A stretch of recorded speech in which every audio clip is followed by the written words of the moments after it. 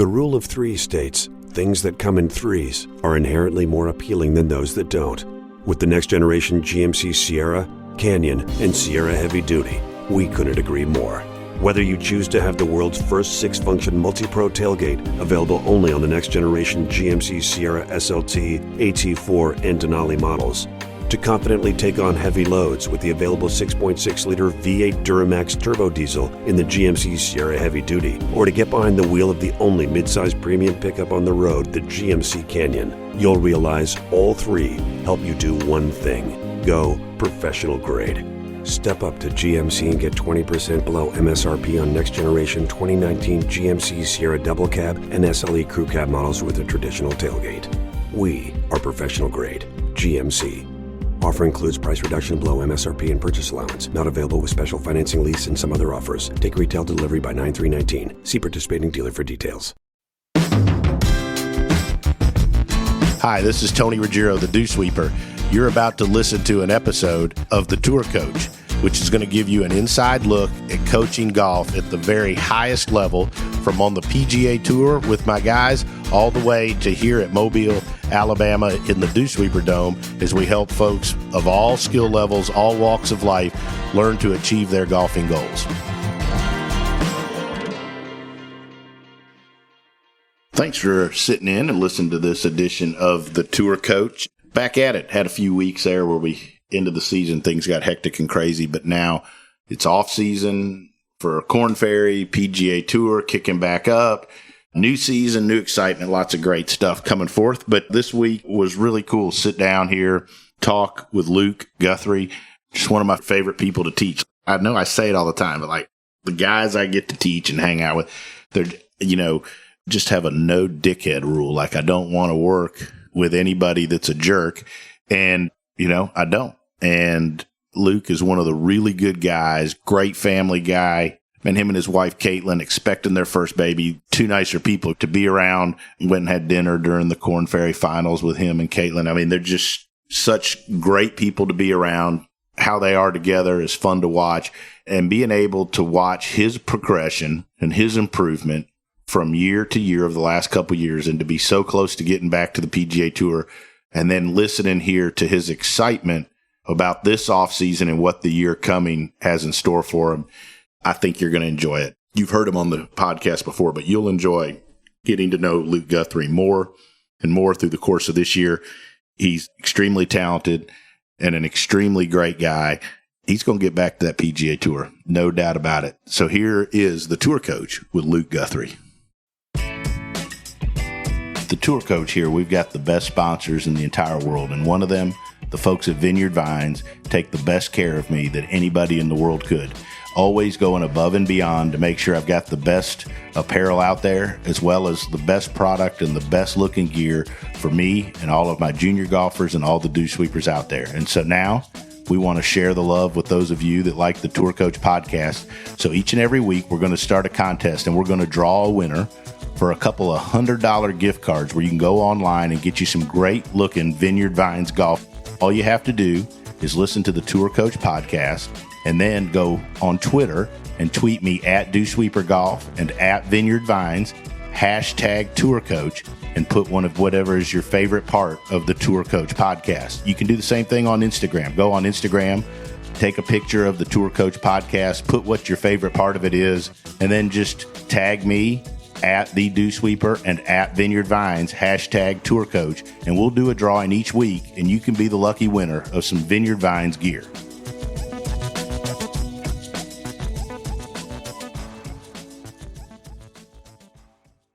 Sitting in here on the Tour Coach podcast, one of my guys, one of the nicest people in the world, had a good year last year. I mean, I know he's not as happy as he wanted to be, but I don't think he's too upset with me this time of year. Mr. Luke Guthrie. Luke getting ready to go to a rare night game for the Illini up there in Illinois, University of Illinois, playing Nebraska tonight. Luke, thanks for sitting in. And, from where you started out last year with, not great status or any real status, to kind of what you did and achieved on the golf course and some of the things you got going, especially that middle part of the summer. I mean, I think overall it was a much better year. Definitely. What's going on, Tony? Yeah, it was a solid year. Starting the year with conditional status and kind of Mondays and trying to fight my way in and getting in last second and not playing very well early on. I mean, if you would have told me I had full status next year, May or April, I would have taken it with how the year was going so far. But yeah, I played some really good golf there for 2 months. And I haven't really been able to say that for the last few years. So if we can have another good off season and make the same amount of progress I feel like we made last off season, I think I'm going to be back to where I feel like I should belong. Yeah, agree, 1,000%. And everybody that knows you and every tour player that I know that knows you belong out there, which says a lot about what you've done and your ability. And I want to talk a little bit about that summer stretch. I mean, and I think that somebody asked me, was talking about you earlier in the week, and I said, you played really, really great golf for about a month to 5 weeks before you started getting in everything, but you were having to Monday qualify, and you'd shoot 4 or 5 under and miss by a shot also. I mean, had you had status at the beginning, we'd probably be having a little different conversation, because you had a stretch there of great golf also that wasn't able to help you a whole bunch. Yeah, totally. Exactly. Playing those Mondays, and you're playing easier golf courses. So yeah, it's easier to shoot under par and stuff, but just how I was playing, I knew I was playing good. I was just piling up good shots and shooting really easy 5 unders and 6 unders and stuff. And sometimes it takes 5, sometimes it takes 9 in those things.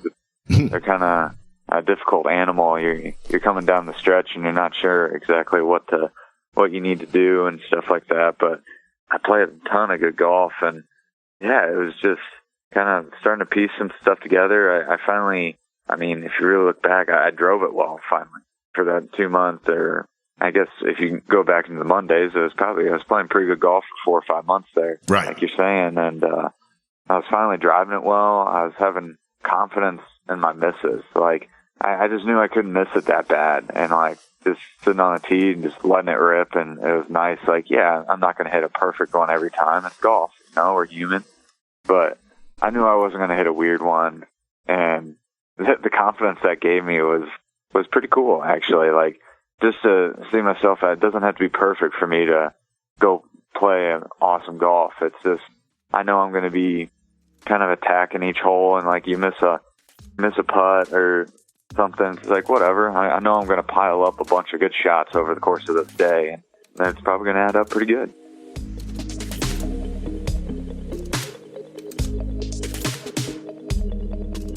Yeah, and I think one of the things that you also came to a realization was, it was probably April, May-ish in there, where you said, you're like, hey, I got to get sharper with my short game too.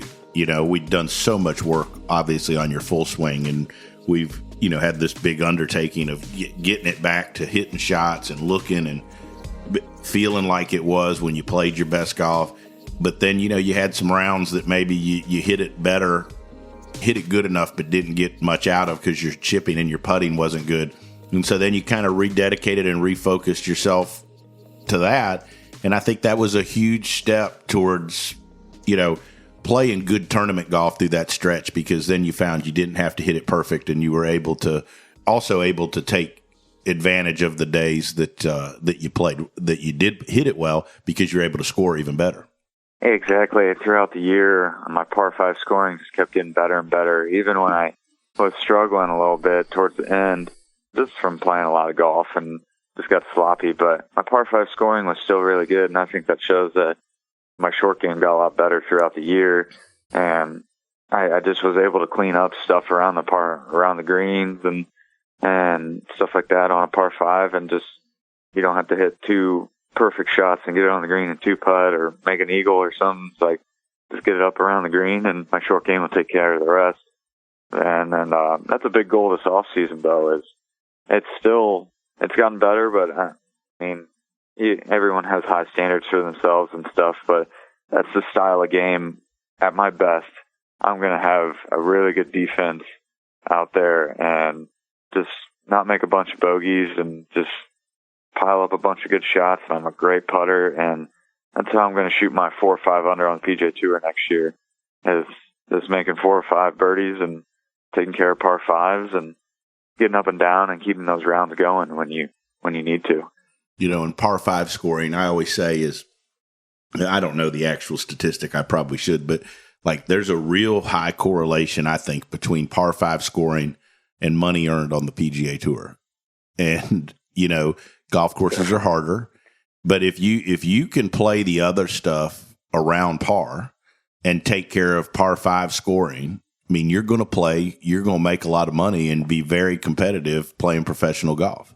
Yeah, it's interesting. I've always been a really good qualifier at things. Like, I haven't necessarily Monday qualified into a bunch of events, but I tell you, I always play good in them. I'm always shooting 400 to 600, it seems like, and I'm right there. And I've qualified now for 3 U.S. Opens through qualifying and 1 British through qualifying. And it's like, I just go out there and I try to birdie every par 5 in those events, and just ho-hum birdies, no biggie, and you know what, no bogeys.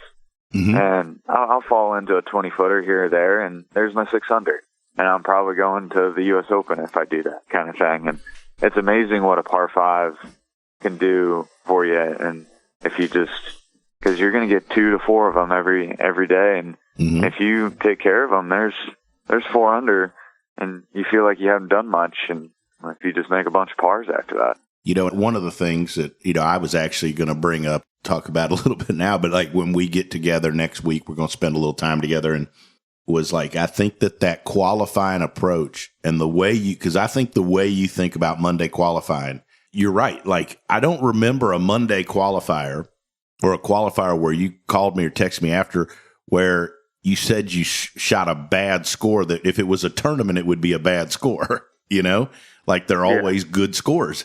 And I was like, we need to transfer that approach to every round on the Korn Ferry or the PGA Tour. And I think that's a great approach to take to just everyday golf. No doubt. And obviously that gets harder and harder as courses go, PGA Tour and stuff, but still, like, that goes to wedge play.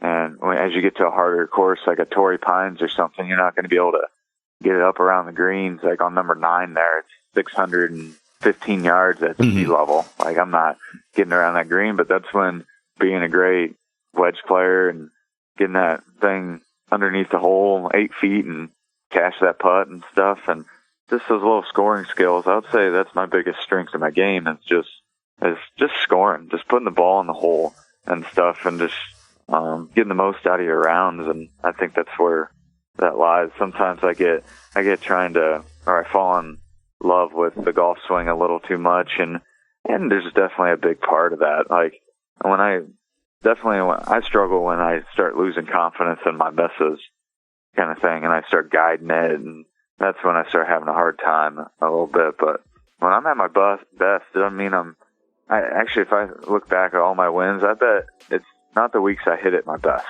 kind of thing, which is interesting through college and through professional golf. I've obviously hit it okay, but my mind's in a good spot. I'm being a tough competitor, and I'm making putts and getting up and down, hitting good wedge shots, playing just solid golf kind of thing.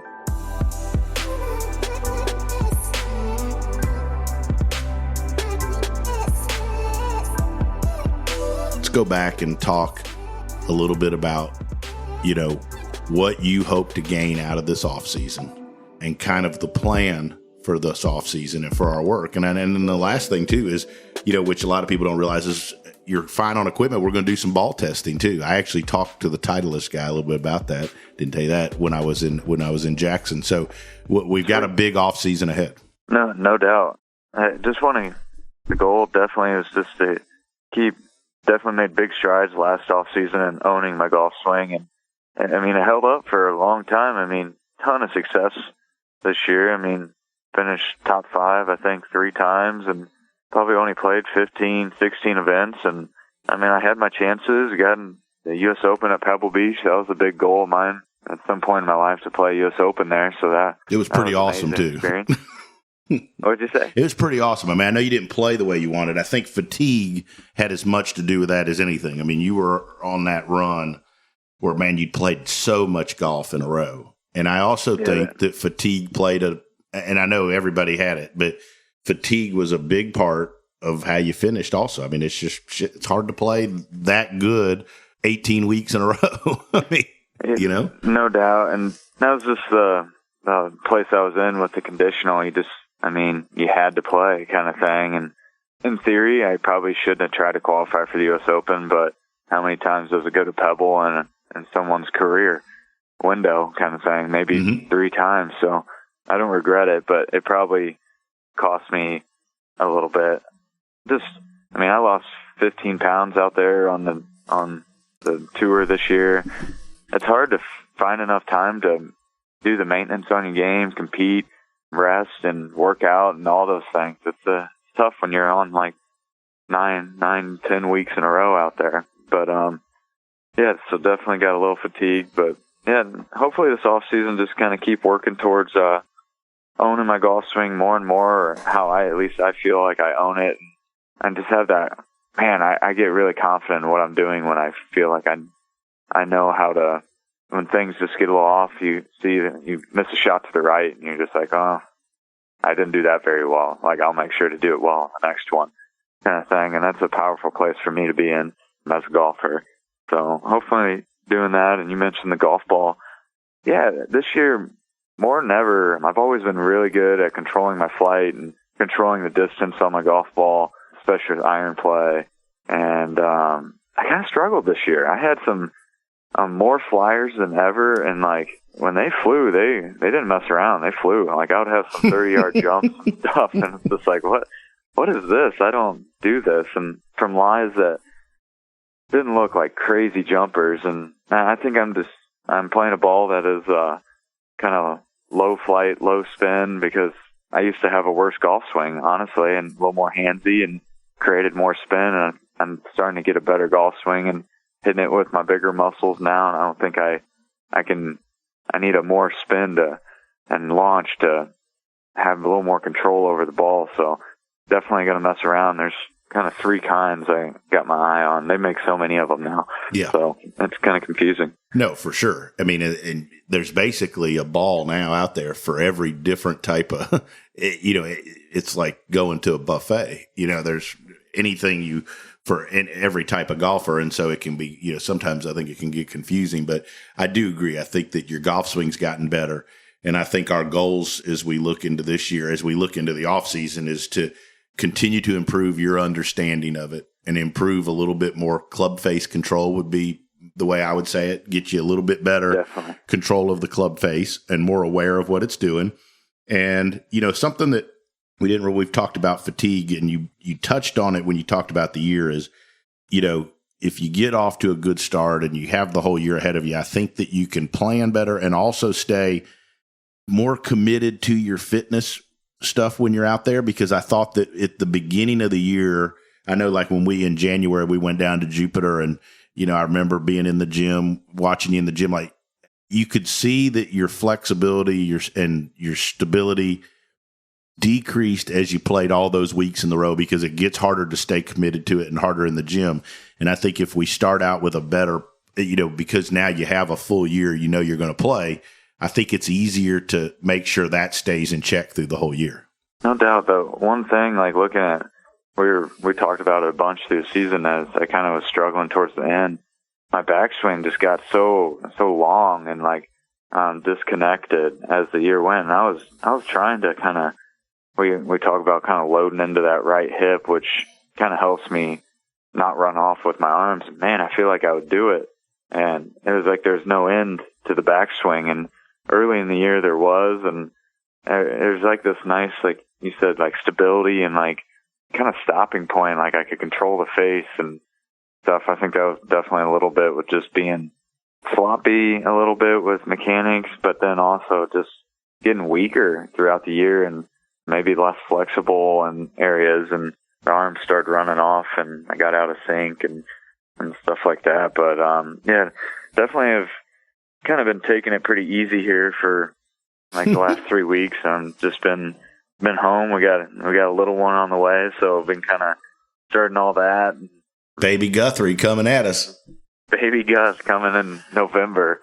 So we've been kind of starting to get the room ready and all that. But the one thing I have definitely given some thought to on golf is just how to schedule a season and stuff. And I've always been tired and not playing my best golf when it comes to the last couple regular season events and the playoffs and stuff, and definitely need to figure out a way to not do that, basically. So I'm hoping to, I don't know if it's whether taking a week off early and then maybe 2 off in the middle so you can kind of get away from the game for a week and then get ready for a week. I don't know. So ideas are kind of floating around on that.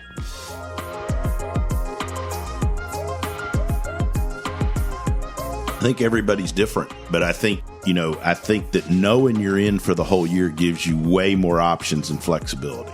And that now that we've got a chance to be more prepared to start out, that if you start out good, I kind of look at how Robbie Shelton, who, we all know and work with, how he played really good early, and it kind of let him, even though he didn't finish the season great, but it let him take some time off in there so that he was kind of ready to kick off the fall. And he's ready to go now. I mean, the fall's growing.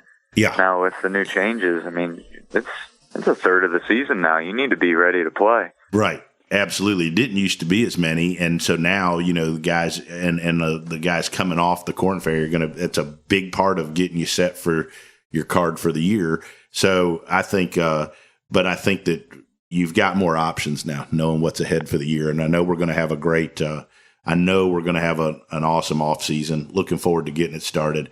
And I always say too that I think when, you've got so many great things going on off the golf course, having baby Guthrie and all of that. And it's such an exciting time. I think that also that I think it also gives you something you're looking forward to so much off the golf course that maybe not that golf loses importance, but it puts it in perspective. And sometimes it doesn't seem as all important, and sometimes that transfers into actually better golf.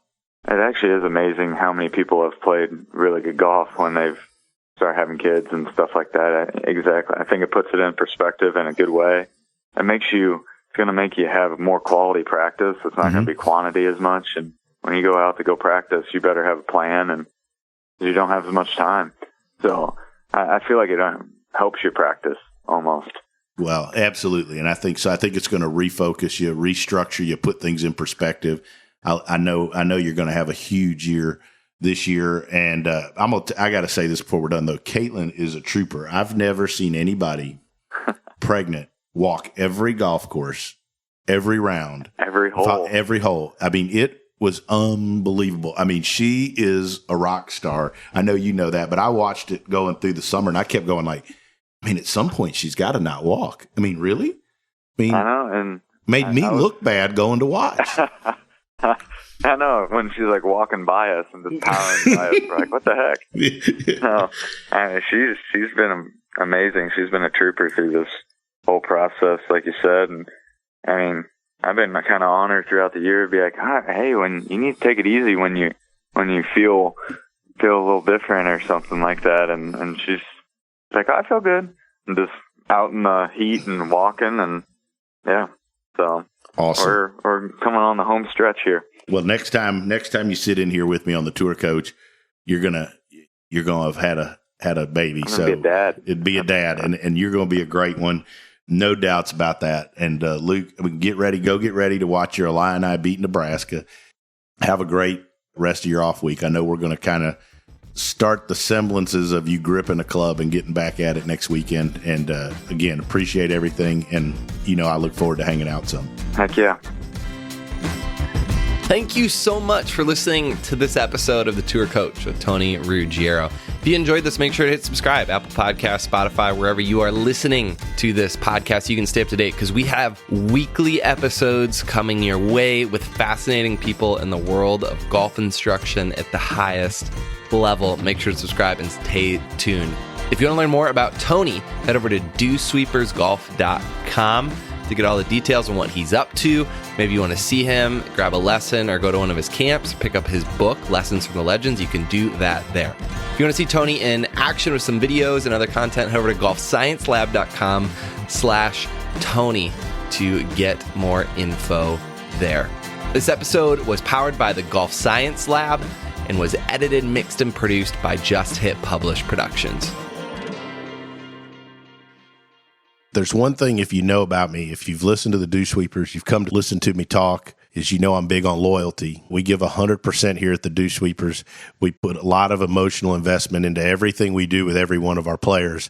And the same can be said for our partners and the folks that have been with us for the long haul and help the Dew Sweepers, help our juniors, help us get to our tour players. And so I want to give a special thanks to our sponsors. Our sponsors are, first and foremost, Buick and our local Buick dealers here around the Southeast, Shrixon Cleveland Golf, who've been with me for over a dozen years, and their belief and support of what we do here with the Dew Sweepers. And lastly, the folks at Vineyard Vines. The folks at Vineyard Vines love what we do with junior golf. They support us on the road. There isn't a better family or group of people that are going to help us look our best, play our best, and have more fun than the folks at Vineyard Vines. So special thanks to our sponsors. Please support those as you get the opportunity. And for more information about any of those, check us out at dewsweepersgolf.com, or you can always check me out on Instagram at @thedewsweeper.